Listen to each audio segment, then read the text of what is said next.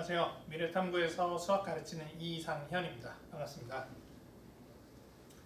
네, 오늘 중대부고 시험 1학년들 시험을 봤죠. 아무래도 어떤 난이도였고 아이들이 집에 와서 또 어려웠다, 시간 모자랐다 이런 얘기들을 많이 하는 것 같은데 어떤 난이도였길래 그런 얘기가 나오는지, 그리고 정말 어려웠던 건지, 또 어느 정도 중간고사 비교해서 어떤 식으로 문제 유형이 나왔는지 이런 것들을 한번 궁금증을 풀어주는 겸 또 제가 또 대비한 거를 잘했다고 생각을 해서 시험 대비를 저는 어떻게 했고 앞으로 또 어떻게 대비해가는 게 좋은지 이런 것까지 한번 이야기를 말씀을 드리려고 영상 틀었습니다.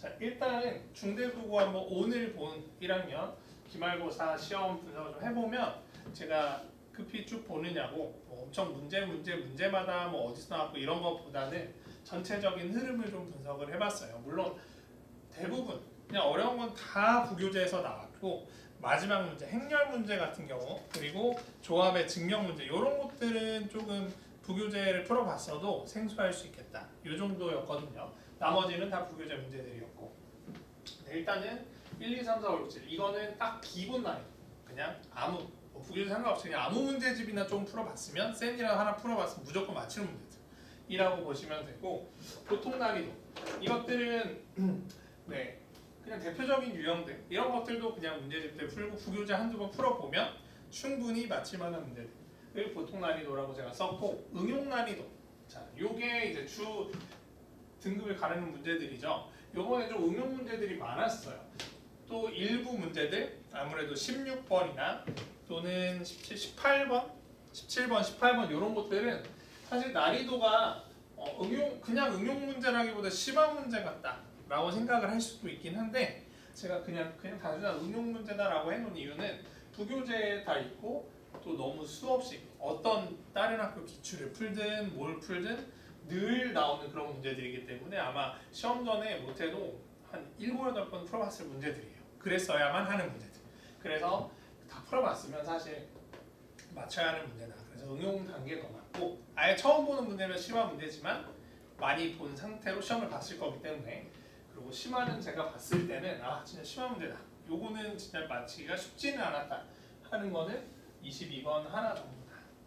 21번도 말이 길어서 굉장히 시간 비행기 문제였던 거지 크게 특별하지는 않았어요. 그러면 이제 응용 이 난이도를 전체적으로 봤을 때 약간 어려운 문제들 요거 개수가 되게 늘었어요. 중간고사에 비해서 중간고사는 좀 이 쉬운 문제들이 되게 많고 좀 나머지는 응용 문제가 좀 덜했는데 그거에서 한 두어 개 이렇게 늘어나고 또 약간 요런 시간 끌이 문제가 이렇게 나와버리니까 굉장히 시간이 중간고사보다 많이 부족했을 것 같다라는 생각을 하고요. 아마 점수대가 조금 떨어지지 않을까.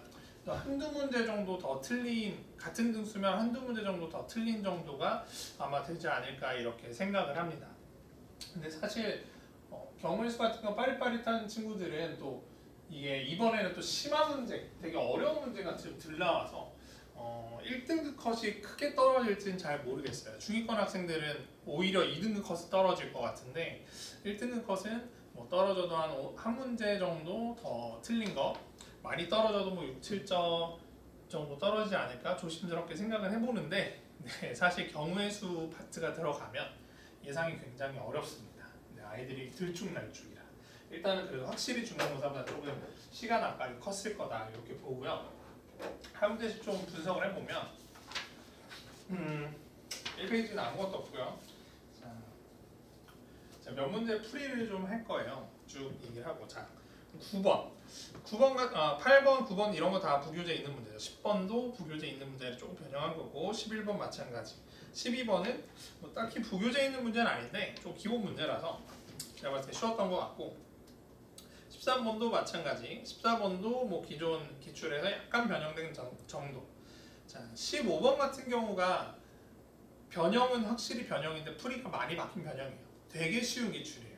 되게 쉬운 기출인데 원래는 이 15번이 사각형 1번, 6번에 같은 색을 칠한다 이런 기출인데 그 말을 딱 하나 쏙 빼버렸어요. 그거 하나 뺨으로써 경우를 굉장히 많이 나눠야 되는 그런 문제가 돼버리는 거예요. 원래 이제 15번 같은 경우는 원래 문제가 자 1, 2, 3, 4, 5 이렇게 있으면 여기 같은 색을 칠한다 해서 한 가지 색 딱 칠해놓고 나면 겹치는 것들이 많아서 이제 거의 경우를 안 나눠도 되는 그러니까 그런 굉장히 쉬운 문제였는데 한 번만 경우를 나누면 되는 문제였는데 16이 같다라는 말이 없으니까 경우를 좀 많이 나눠야 돼요. 이제 제가 수업 때는 어떻게 이야기를 했었냐 가면서 나누기 힘드니까 그냥 이렇게 6개짜리 지그재그로 셋이 같을 때, 셋 다 다를 때 이렇게나 이렇게 둘이 같을 때, 1, 3이 같을 때 그 네 가지 경우로 다 풀면 된다라고 얼마 전에도 수업을 했었거든요. 저 모양 굉장히 대표적인 모양이기 때문에 공부를 많이 이 문제 저 문제 풀어본 친구들이면 뭐 너무 익숙한 문제일 거예요. 저 같은 경우는 이제 중대부고 이렇게 올변이라고 해서 부교재 변형 문제를 이제 2번에 걸쳐서 되게 많은 문제를 줬었는데 거기에는 부교재 2차는 거기에는 어떤 거를 줬었냐면 그게 원본이 너무 쉬운 문제라 그대로는 저도 안 나올 거라고 생각을 했기 때문에 나오게 된다면 이런 식으로 뭐 화면 보일지 모르지만 18번 제가 심화라고 써서 어떻게 됐냐면 이렇게 한 칸 더 붙여서 8칸짜리로 제가 만들어서 주기도 했고 이거보다 훨씬 시험에 나온 것보다 이제 훨씬 어려운 버전이죠. 또는 뭐 밑에 2칸을 더 붙여서 또는 밑에 2칸을 여기에 더 붙이고 뭐 1번, 6번에 같은 색을 칠한다. 이런 식으로 더 붙여서 경우를 더 많이 나누게 하는. 이런 것들로 이미 더 어렵게 연습을 많이 시켰기 때문에 부교재 변형 문제들만 다 풀었으면 쉽게 풀 수 훨씬 쉬웠던 문제다. 오히려 연습한 것보다. 15번 같은 경우는 그랬고 16번도 뭐 너무 많이 나오는 문제죠. 16번 같은 경우 원래는 요 해가 이럴 때가 아니라 요걸 만족하는 정수의 개수가 10개가 되도록 하는 기울기를 구하시고 뭐 이런 식이었는데 약간 바꿨어요. 근데 풀이는 거의 비슷하긴 해요. 이거는 오히려 작년 경기고 기출이랑 되게 비슷해요. 경기고 기출이 이런 식으로 나왔었는데 그것도 제가 테스트 때 연습을 시켰었고 그것도 뒤에서 한번 풀이를 해볼 것이고요. 17번도 기출 변형인데 좀 더 계산을 여러 번 하게 조금 더 융합형으로 좀 오래 걸리게 해놨고 18번은 뭐 그냥 숫자 변형 수준이에요. 숫자 변형 수준. 이거는 약간 말씀드리면 얘는 이제 심화 변형을 한 거고 나머지는 다 숫자 변형 수준입니다. 다. 얘는 약간 다른 내용이랑 융합해서 조금 더 시간 걸리고 나머지 애들은 다 숫자 변형들이고요. 19번도 뭐 거의 그대로 나와서 제가 보통에 넣어놨고 20번도 뭐 굉장히 쉬운 문제라 그냥 보통 이거는 받든 안 받든 뭐 그냥 풀 수 있는 문제. 21번은 이제 비상교과서는 이렇게 교과서에 나와 있는 이증명이 있는 교과서들이 있는데 그거보다도 더 길게 돼서 굉장히 시간을 많이 끌게 했고요. 22번 같은 경우는 이제 부교재를 풀었어도 이런 걸 보기는 힘들었을 거다. 요거 하나가 이제 심화였다. 그래서 뭐 요 정도 그래 전체적인 평은 아까 말씀드렸듯이 애매하게 어려운 게 많으니까 시간이 좀 많이 걸렸겠다. 그리고 처음 보는 시험 문제 푸는 능력보다는 봤던 거를 좀 빠르게 푸는 친구들이 빠릿빠릿하게 탁탁탁 푸는 친구들이 아무래도 좀 더 유리한 시험이었다. 이 정도로 봐주시면 될 것 같아요. 조금 더 부교재 변형을 좀 더 많이 연습을 해야겠구나.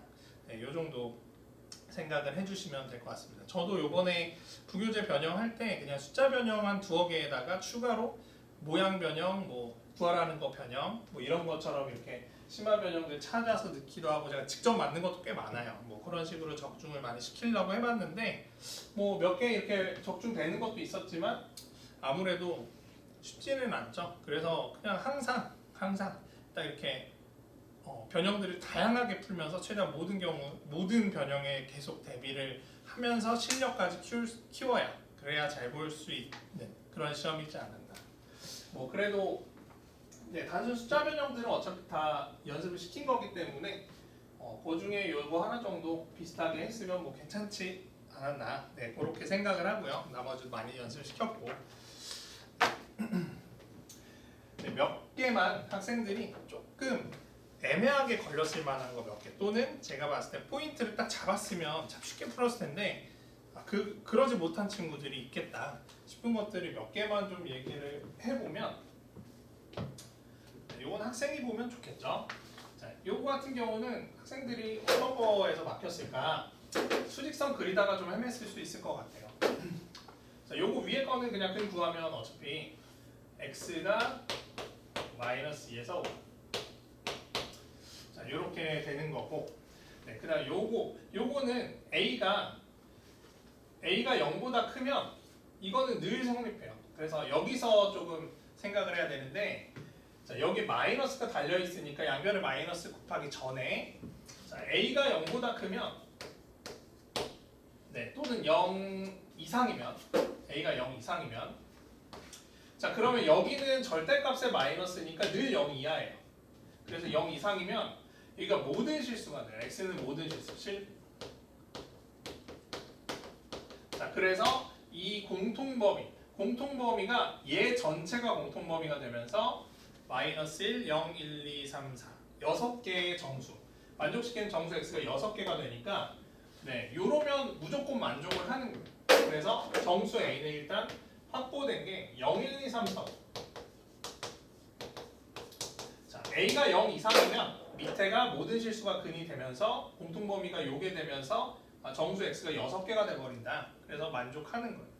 근데 a가 0보다 작은 경우만 내가 따로 하면 되는데, 이런 부분에서 정확히 생각을 못했어요. 좀 얼레벌레 좀 헷갈렸겠죠. a가 0보다 작으면 이제 양변에 마이너스 곱해서, 자, 이렇게 넘어가면, 자, 이거는 요령인데 절대값이 뭐보다 크다 하면 무조건 어떤 식으로 풀어가냐? 자, 원래 거보다 크거나 같고, 또는 마이너스보다 작거나, 자, 요렇게 되는 거예요.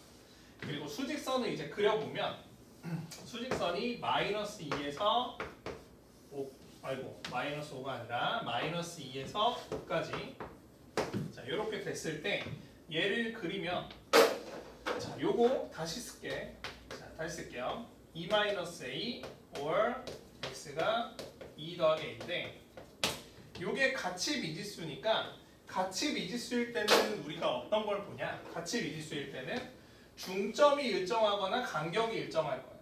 그거를 봐야 돼요. 중점이 일정한지 아니면 간격이 일정한지, 그걸 보고 그거에 따라서 그려야 좀 헷갈리지 않아요. 이거 같은 경우는 아무래도 중점이 일정한 경우다. 왜? 더하면 a 날아가면서 4가 되니까 중점이 2로 일정한 상태. 지금 얘랑 얘의 중점이 2로. 그러면 마이너스 1, 0, 1, 2, 3, 4 마이너스 1, 0, 1, 2, 3, 4. 자, 요 중점을 중간으로 해서 2-a랑 2+a가 여기서 이런 식으로 똑같이 떨어진 데서 출발해서 양쪽으로 뻗어나가는 그런 그림이라는 거죠. 그래서 이렇게 생각을 하고 넣으면 좀 더 명확하죠. 자, x가 3개 이상 들어가려면 일단 a가 마이너스 1이면 좋아요. 3 이상 마이너스 1이면 1, 2야. 이러면 정수가 하나, 둘, 셋, 넷, 5개니까 오케이. a가 마이너스 1인 거 오케이. a가 마이너스 2면 여기가 4 이상, 여기는 0이야. 자, 하나, 둘, 셋, 오케이. 마이너스 2. 자, 근데 마이너스 3부터는 이제 더 왼쪽으로 가면 정수 x가 3개가 되지는 않겠죠. 그래서 8개, a의 개수는 8개다. 이렇게 풀어가면 뭐 그렇게 어렵지 않게 풀었을 수 있는데, 앞쪽 문제다 보니까 아무래도 아이들이 조금 헤매면서 조바심이 날 수 있었던 문제다. 시간을 쓰다 보면.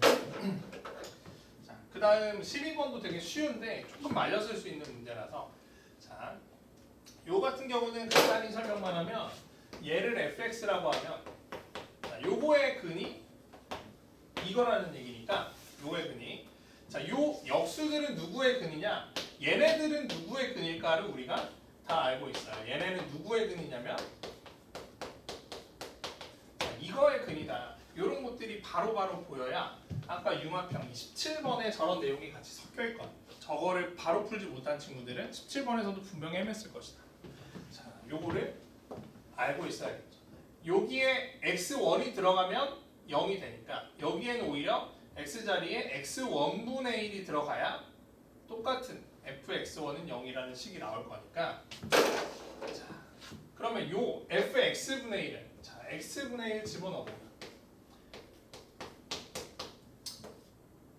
x3분의 2 x제곱분의 2 x분의 2 마이너스 3. 자, 양변에 x 4승을 곱해보면 자, 요렇게 되겠죠. 자, 요렇게 되니까 자, 네근의 합은 근각계수에서 3분의 2다. 네근의 합은 3분의 2. 요렇게 나오겠는데 요런 것들은 워낙 전형적인 거라 그 근이 없으면 이 계수가 지금 어때? 계수가 오히려 여기서부터 거꾸로 나온 꼴이에요. 여기서 계수가 대칭이면 좌우 대칭이면 근이 역수다. 이런 거는 그냥 외워두면 좋다라고 수업 때도 많이 얘기했는데 예전에 모의고사에 증명으로 나온 적이 있는 내용이라 그냥 뭐 알고 있으면 많이 쓸 때가 있어요.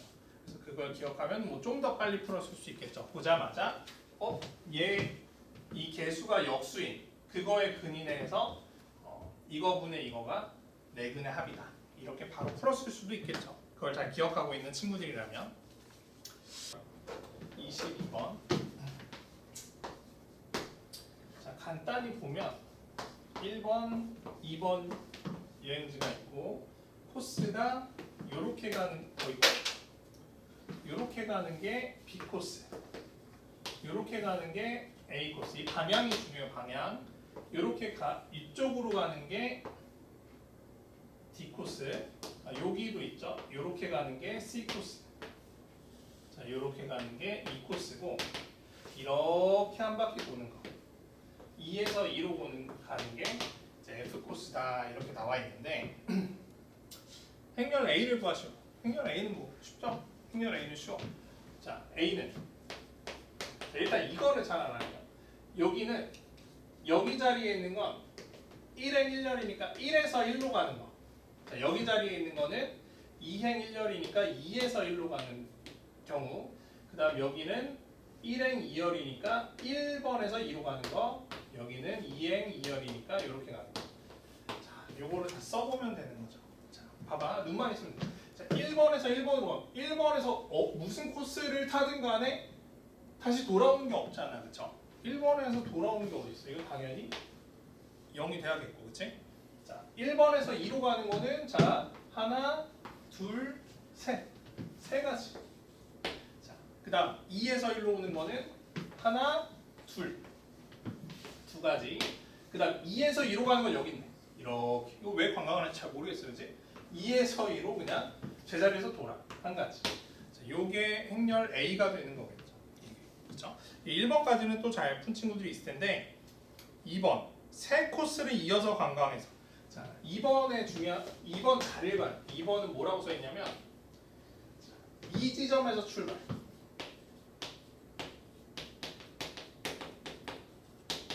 자, 그래서 1까지 도착이에요. 세 코스를 이어서 관광하고 그 다음 1에 도착을 해야 돼.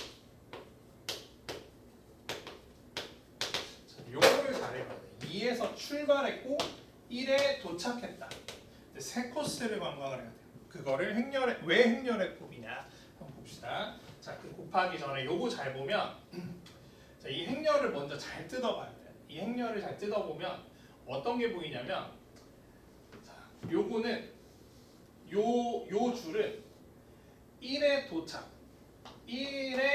도착하는 경우의 수에 어디서 출발을 했대? 1에 도착. 여기는 2에 도착하는 경우의 수. 자, one more time. A를 다시 한번 쓸게요. 자, 다시 한번 A를 쓰면 그리고 가로줄로 해석을 해보면 자, 이 가로줄은 1에서 출발하는 경우들이에요. 1에서 출발. 여기 밑은 그럼 당연히 2에서 출발. 자, 이런 경우들이라고. 그러면 세 번을 돌아야 되니까 요 하나 행렬이 지금 한 코스 도는 경우들이니까 세 번을 돌려면 세 번을 곱해야 돼요. A. 자, 그럼 A 두 개를 한번 곱해볼게. 자, 여기